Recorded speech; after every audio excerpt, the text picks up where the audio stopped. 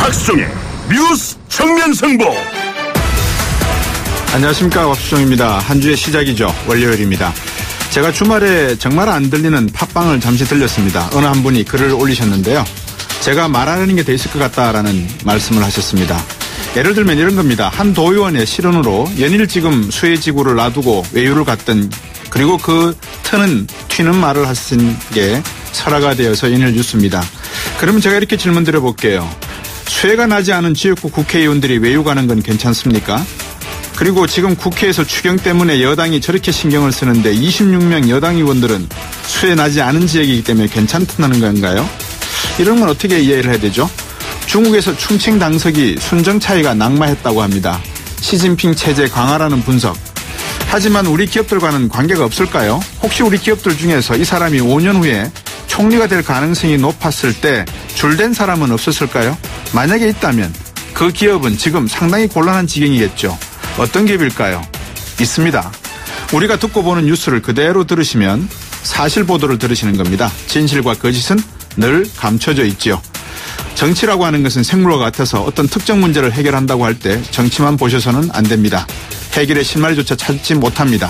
정치나 경제나 총체적 관점이 중요하다는 말씀 꼭 드리고 싶습니다. 뉴스 정면 승부 시작하겠습니다.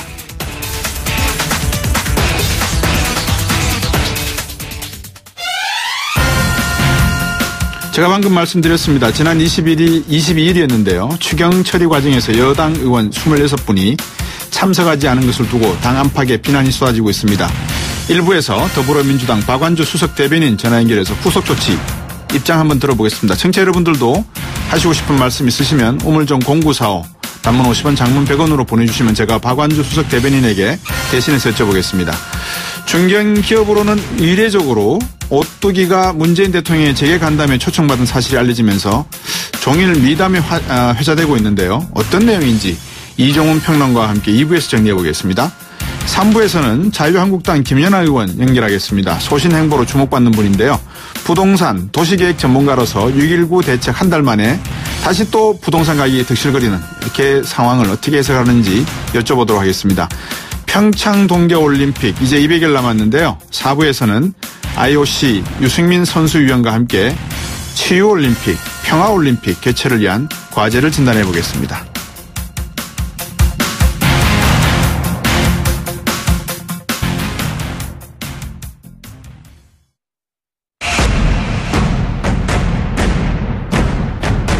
박수종의 뉴스 정면 승부. 수해가 난 지역의 도의원, 국회의원은 외유를 가면 안 되고 수해가 안 난 지역은 가도 되나요? 이게 가장 본질적인 질문인 거 아니겠습니까? 도의원은 안 되고 국회의원은 되나요? 여당 의원 26명이 무려 26명이 추경 국회 본회의 처리장에서 모습을 보이지 않았다고 합니다. 사인이 다 있겠죠. 박완주 수석 대변인 전화 연결했습니다. 안녕하십니까? 네, 안녕하세요. 박완주입니다. 예, 지금 충청북도 한 도의원이 말씀하신 한 레밍으로 인해서 지금 온 나라가 들썩거리고 있는데 네네. 어떻습니까? 이게 그런 말은 설화는 나오지 않고 있지만 26명이나 되는 여당 의원이 자리를 지키지 않았다. 이거 어떻게 해석해야 됩니까? 일단 이유 불문하고 여당이 무거운 책임감을 느끼고 국민 여러분께 다시 한번 사과의 말씀을 드리겠습니다. 그 45일 만에 통과되는 추경에 대해서 문재인 정부에 대한 기대도 국민들이 많이 있는데 네. 그 첫 번째 추경 처리에 있어서 비단 4당 합의에 의해서 처리한다고 했을지언정 사실은 여당이 좀 더 책임 있는 자세로 본회의를 지켜야 된다라고 생각되고 오늘 아침 추미애 대표와 우원식 원내대표가 국민들께 사과를 했지만 이 부분에 대해서는 그에 따른 국민들에 대한 지탄을 무겁게 받아들이고 향후 이런 일은 절대 있을 수 없다라고 생각을 합니다. 네. 국민들께서도 이해 못 하시는 바는 아니겠죠. 반드시 필요 불가급하게 가셔야 될 이유는 분명히 있었을 거라고 생각이 되는데 왜 하필이면 또 추경이 국회 본회의를 통과하려고 할 때 정족수 문제가 있을 때 자리 없으셨나 하는 게 문제가 되는 것 같은데 민주당 정당 지지율이 지금 50% 웃돌고 있지 않습니까? 네. 이런 상황에서 이제 야당에서는 어떻게 하면 또 여당을 한번 이렇게 꼬집어 볼까 이렇게 생각하고 있는 내용일 또 있을 건데 하필이면 이럴 때 조금 그러셔가지고 앞으로 100대 과제 입법 등 야당과 협조해야 될 현안마다 이런 게 하나의 핑계거리는 되지 않겠습니까? 어떻게 보세요?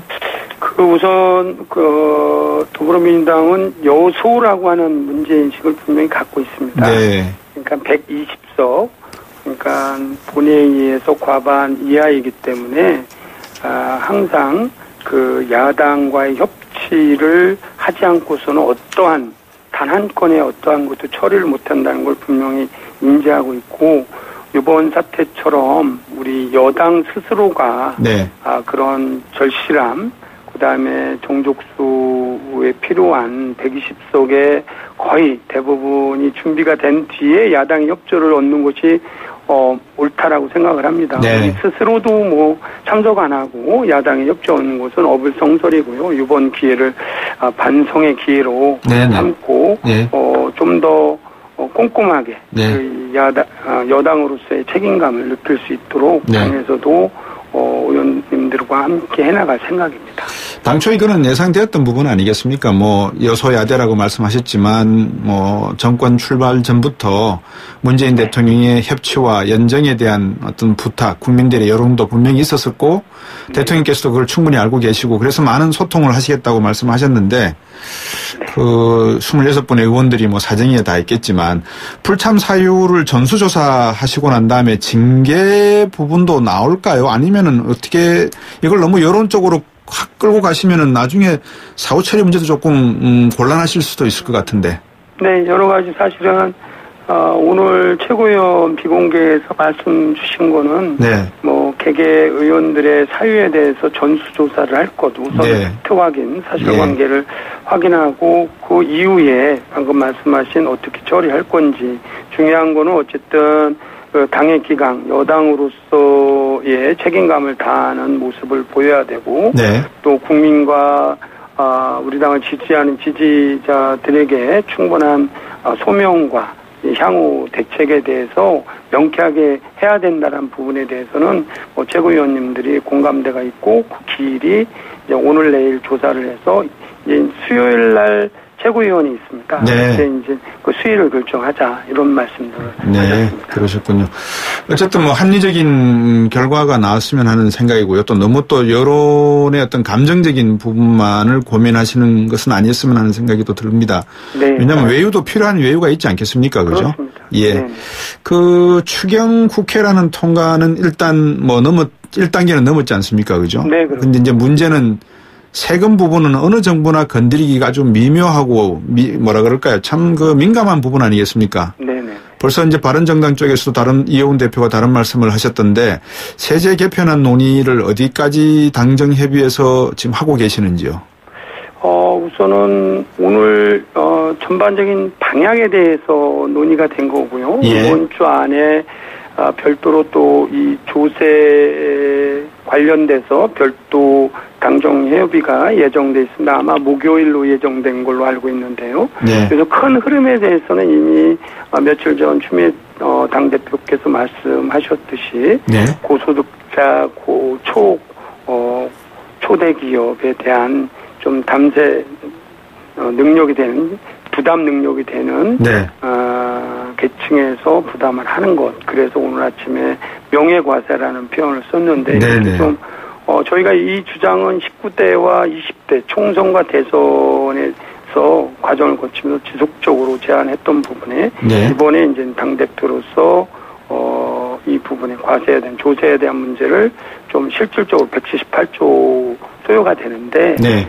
적정 부담에 대해서 이야기를 할 필요가 있다. 이렇게 해서 촉발된 것으로 생각이 됩니다. 네네. 명예가사라고 추미애 대표가 이제 이름을 붙였다고 말씀하셨는데 제가 네. 또 바른정당 이현 대표는 다른 생각이 있다 이렇게 말씀드렸지 않습니까? 네네. 이런 그 핀셋 증세로는 약 3, 4조밖에 모이지 않아서 문재인 대통령이 사과부터 해야 된다 이런 말씀을 한 걸로 알고 있는데 왜 사과를 해야 된다는 의미이신가요?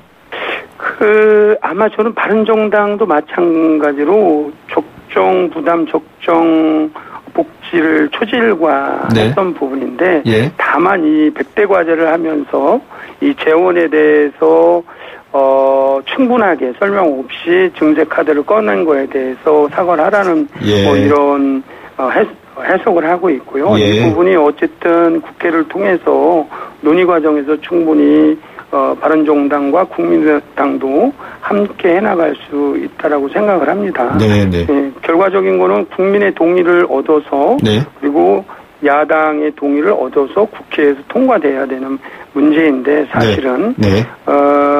국민의당에서 얘기하는 거에 전적으로 동의합니다. 국민의 동의를 얻고 최후의 수단이라고 이제 우리 김동철 원내대표께서도 말씀을 하셨는데 네. 사실은 178조 문재인 정부의 공약 실현을 위해서 필요한데 그냥 증세만 꺼내드린 게 아니고요. 사실은 세출에 대해서 95조를 절감하겠다라고 하는 발표는 있었죠. 예, 다만 이제 세입 85조 중에 예. 비과세 감면 축소로만은 어렵다. 그게 예. 약 4조 5천억인데 예. 나머지 우선은 그래서 19대부터 쭉 얘기했던 법인세 정상화, 고소득 과세에 대해서 네.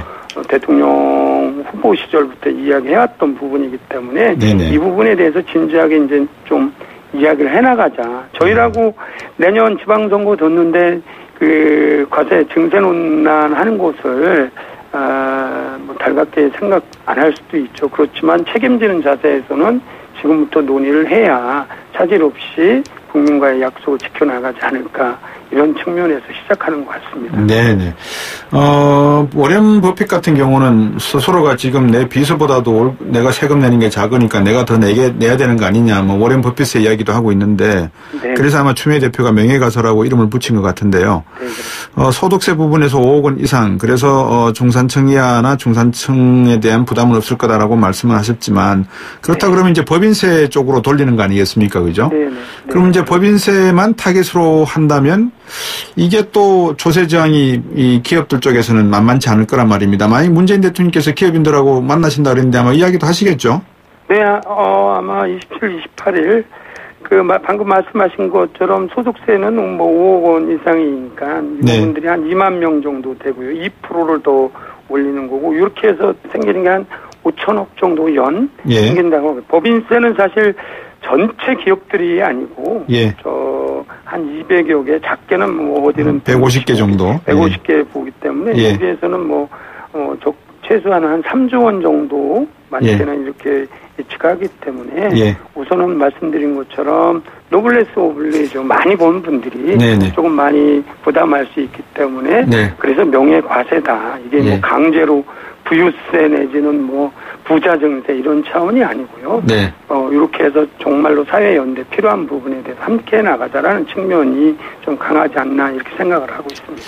이제 이런 부분이 이제 약간 혼란이 생길 수 있는 게 그런 것 같습니다. 예를 들어서 이제 일자리 창출을 하는데 대통령께서도 정부가 주도하는 것도 있지만 민간 부분도 성장을 통해서 일자리를 창출해야 된다.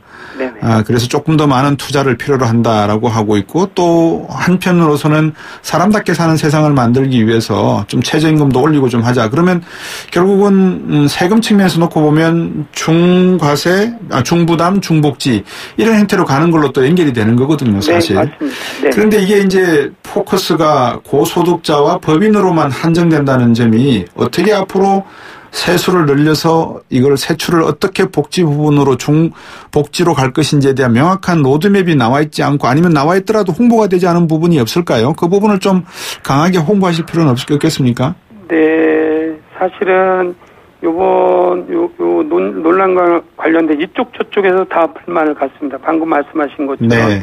고소득자, 그다음에 법인세, 그리고 특별히 초대기업한테만 제한 짓는 것이 오히려 뭐 다른 측면에서는 네. 임기 내 증세 대상을 이렇게 한정 짓는 건 문제라고 지적하는 네.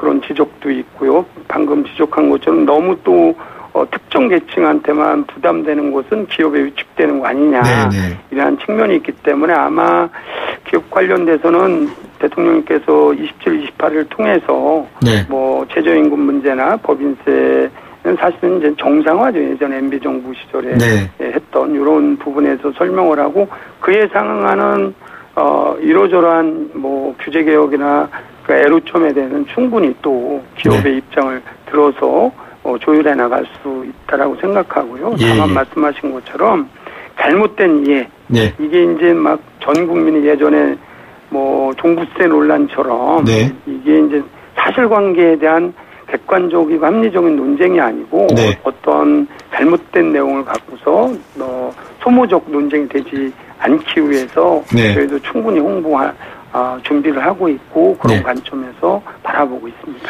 그 정부가 얼마 전에 기업들의 유턴을 갖다 희망하는 투자 정책의 새로운 방법을 모색하시는 고민을 언론에서 한번 읽은 적이 있습니다. 네. 그런데 이제 법인세 문제가 만약에 이렇게 좀 걸림돌이 될 가능성은 없지 않을까? 이 부분도 조금 신경을 쓰셔야 될 부분 같아요. 그죠? 네, 그래서 결국은 국회에서 예. 뭐 청와대도 그렇고 저희 단독으로 할 수 있는 일이 아니기 때문에 그렇죠. 충분히 국민의 소리, 예. 그다음에 야당의 목소리를 들어서 저희야 이제 입장을 이번 목요일 정도에 당정이 정해서 법인세에 대해서 어떻게 하겠다는 입장이 있다라고 하더라도 이게 이제 완결본이 아니니까 네. 야당하고 국민들하고 충분히 네. 논의를 해서 처리할 수 있는 수준들을 하는 것이 저는 국회가 해야 될 일이 아닌가 이렇게 생각을 하고 있습니다. 예. 경유세 부분 올리실 겁니까? 아니면은 뭐 현 상태 그대로 가져가실 겁니까? 제가 확답 드릴 상황은 아니고요. 우선은 큰 틀에서는 국정장관회에서 검토한 거는 네. 경유세가 이제 미세먼지와 예. OECD 기준의 세에 대한 비교가 있어서 좀 올리자라고 하는 논거가 있고 한 측면에서는 경유세는 또 방금 논의했던 법인세하고 소득세하고 다르게 네. 서민들 생활하고 아주 밀접화 있는 예. 그 직종들이 많기 때문에 이거는 신중히 해야자라는 이야기가 당내에 예. 그리고 국민적 여론도 이렇게 반반인 것 같습니다. 이 부분에 대해서도 예. 지금 제가 대답할 위치는 아니지만 충분히 네. 환경적 요소와 그다음에 이 세금 문제, 네. 서민들을 위한 이 문제에 대해서는 더 좀 논의를 깊게 하고 공감대를 형성해야 될 과제가 아닌가 이렇게 생각을 합니다. 예. 박근혜 정부에서는 담배세를 올리면서 서민들에게 사실 세금 부담을 지었고 네. 경유세 부분은 저는 그런 것 같습니다. 한 62%가 휘발유나 62%가 세금이지 않습니까? 맞습니다. 만약에 이 부분을 올린다 그러면 법인세라든지 재산세 올리겠다고 하면서 사실 서민들 세금도 올리는 객이 되거든요. 네. 그렇다고 또 환경을 보호하지 않을 수는 없으니까 네. 당정 협의가 아마 좀 깊게 이루어져야 될 부분인 것 같습니다. 네, 맞습니다. 잘 유념하겠습니다. 네, 오늘 말씀 잘 들었습니다. 감사합니다. 네, 고맙습니다. 더불어민주당의 박완주 수석 대변인이었습니다. 입으로 돌아오겠습니다.